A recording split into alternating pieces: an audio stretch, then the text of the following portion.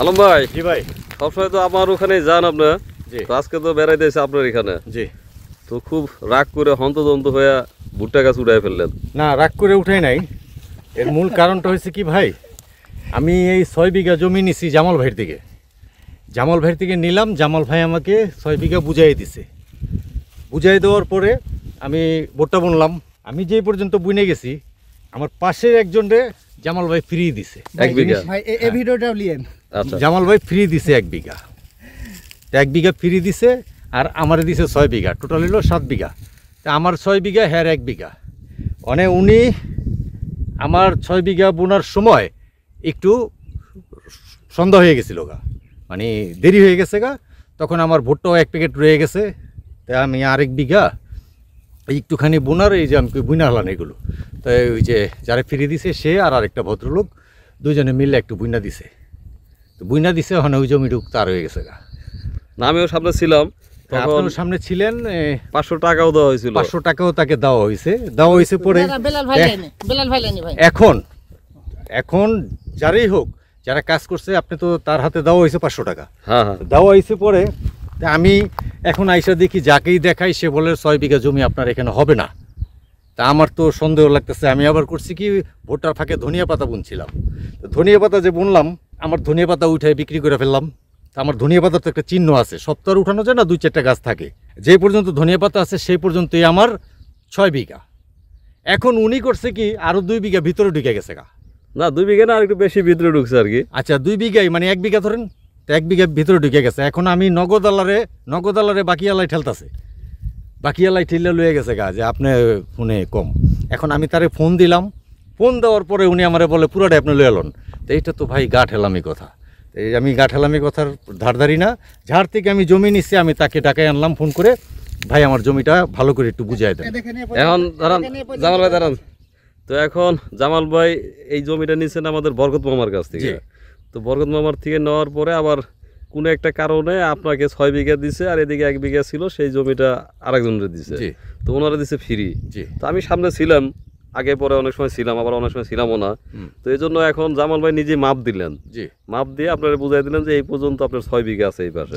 তো যে কারণে ভুট্টাগুলো উঠে ফেললেন, যে এখন বোঝা যাবে যে একটা গ্যাপ বড় আছে। হ্যাঁ, এই যে গ্যাপটা যে দেখা যাচ্ছে, এই গ্যাপ, এই সাইড ওনার, এই সাইড আমার। হ্যাঁ, এটা হলো মানে একটা চিহ্ন দিয়ে গেলাম। আর নয়তো ভাই খুঁটি আবার লড়চড় হইতে পারে। হ্যাঁ, এই জন্য চিহ্ন দেওয়া। একটা কথা আমি বলি, আমি তারে ভালোবাসা তার ওই 1 বিঘার ভিতরে সার দিয়ে দিছি। উনি জমি ফ্রি পাইছে। এখন আমার সারের থেকে আমি তার 1 বিঘা সারও দিয়ে দিছি ভালোবাসা। এখন যদি আমার জমিও ভালোবাসা উনি লইয়া লয়, তাইলে তো আমি রাস্তার ফকির। আমার তো আর কোটি কোটি টাকা নাই যে আমি কাটে খেলে দিয়েই যাব। তার জন্য আমি ওনারে ভালো করে বললাম যে ভাই, আমার এই মাপলে জমিটা আপনি তো বেশি এসে পড়ছেন। উনি আমার উপরে মানে চেতে গেছে গা।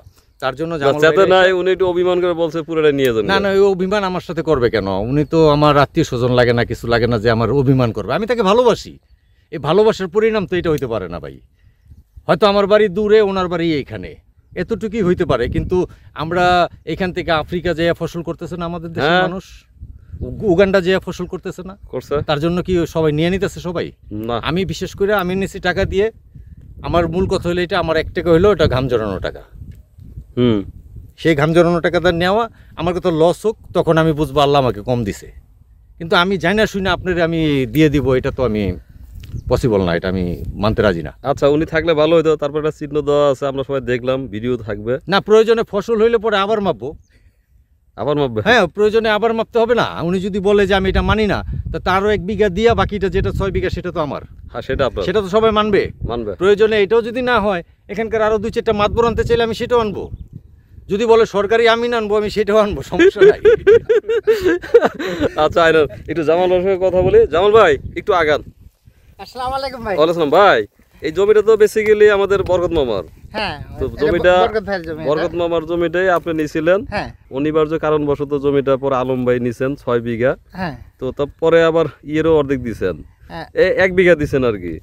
বেলাল ভাই আমাদের সাথে সবসময় কাজে কর্মে থাকে, যেন ভাইকে হয়তো আমরা 1 বিঘা দিয়ে, এই দাগও 1 বিঘা দিয়েছি ভাইকে, আমি ওই দাগও 1 বিঘা দিয়েছি। ওটা এমনিতে দিছেন ভাই হিসাবে দিছেন আর কি। হয়তো আমার ক্ষেতটাও দেখতে, তার ক্ষেতটাও দেখতে আসলো, সেক্ষেত্রে আমার ক্ষেতটা হয়তো একটু দেখে গেল, এই হিসাবে ভাইকে দেওয়া ছিল 2 বিঘা, আচ্ছা 2 দাগে। বিল্লাল ভাই তো আমাদেরই ভাই দিয়েছেন, হ্যাঁ। ভালো করছেন, উপকার অবশ্যই। হয়েছে।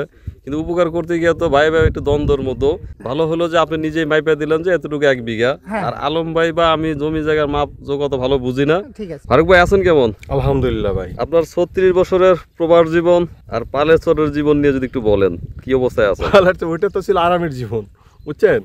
এটা তো মানে পরিশ্রমের জীবন। তো পরিশ্রমের জীবন হলে এটার জন্য দুঃখ নাই আমার, মানে আনন্দ উৎসাহ নিয়ে করতেছি আমি।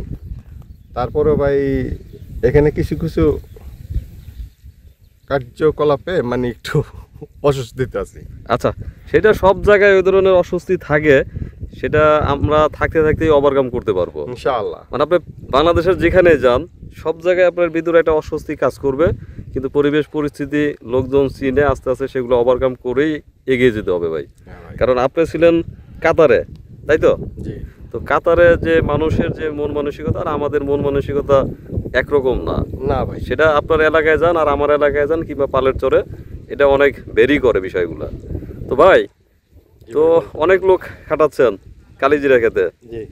তো ঘাসের কি অবস্থা? ঘাস প্রচুর ঘাস হয়েছিল ভাই, ওই যে পাতা ঘাসটা আর ভুট্টা ঘাসটা ওষুধ দেওয়ার পরেও মরে নাই। কিছু কিছু মরছে আর কিছু মরে নাই, তার ওইগুলোই আমি এখন এই 4 দিন যাবত ওগুলো নিয়ে দিতেছি। আর কাজ করতেছে কয়জন? আজকে 12 জন। প্রতিদিন 12 জন? না, কালকে করছে 10 জন, ওর আগের দিনও করছে 10 জন। তো ভালো খরচ হচ্ছে এখন। ভালো খরচ মানে প্রচুর খরচ ভাই। ডেলি কত যাচ্ছে? ডেলি 10,000 টাকার মতো যায় আমার, মানে 10,000। এটা লইয়া মেশিনে ওই যে খরচ সহ 10,000 টাকা যায়। আর মেশিন তো আছে আবার। হ্যাঁ, ডিপের। তো মেশিনে কি প্রবলেম শুনলাম? মেশিনের প্রবলেম কি, ওই মেশিন একটু ডিস্টার্ব দিয়েছে, পুরানো মেশিন তো এই জন্য। এখন চেঞ্জ করবেন? এখন দেখি, এখানকার একজনের মেশিনটা দিছে তো, এখন পুরানো মেশিন। আমি তো চাইছিলাম মেশিন, হ্যাঁ করলো যে ভাই মেশিন কিনেন না, আমি দেই, আমারটাই পানি দিব না, এই আর কি। তো ইনশাল্লাহ ঠিক হয়ে যাবো 2-1 দিনের ভিতরেই। ভাই, আমি হয়তো 2 মাস আগে পরে শুরু করছি, আমি হয়তো 2 মাসের বেশি অভিজ্ঞ, আপনি 2 মাস জুনিয়র আর কি এই লাইনে। তো বিষয় আমি খেয়াল করলাম, আসলে আমরা যে কৃষিকাজের চিন্তা করি, এখানে কিন্তু মেন খরচ হচ্ছে শ্রমিকের খরচ, হ্যাঁ, লেবার কস্ট। লেবার কস্ট না? কারণ হচ্ছে যে ধরেন সার বিছন কিংবা হাল চাষ, এটা তো একটা সীমাবদ্ধ। কিন্তু এই ক্ষেত্রে কি এই শ্রমিক 10 জন লাগবে না 100 জন লাগবে, এটা কিন্তু আপনার নির্ধারিত না। না না, ওটা যে- ঘাসের উপর আপনি নির্ভর করে, ঘাসের উপর নির্ভর ক্ষেতের করে। অবস্থাটা কি সেটার উপরে। আর আমাদের একটু ভুল আছে, সেটা হচ্ছে যে আমি যেমন পিএস ক্ষেত রোপণ করছি, বুঝছেন? কিন্তু আমি একটু বোকাও বলতে পারেন বা চালাকও বলতে পারেন, তখন আমার টাকার অনেক ক্রাইসিস ছিল, কিন্তু আমি জমিটাকে এরকম লোক দিয়ে প্রায় 15-20 রোজ খাটিয়ে মনে হয় পরিষ্কার করে নিয়েছিলাম। তো যে কারণে এখন আমি একটু ঝামেলা কম পোয়াচ্ছি। আলহামদুলিল্লাহ আমার পিএস কিন্তু অনেক ভালো হয়েছে। হ্যাঁ, কিন্তু আপনার অনেক ভালো হয়েছে। দেখছেন আপনারা? কিন্তু আপনার পিএসটা তো না ভাই, আমার পিএইচটা খুবই মানে খারাপ, বীজটা কম হয়েছে অনেক, বুঝছেন, এই জন্য আর কি। তো সাথে কিছু দিয়ে দেন তাহলে। এখন সাথে দিয়ে উঠাইতে পারবো কিনা সেটাও দেখতেছি।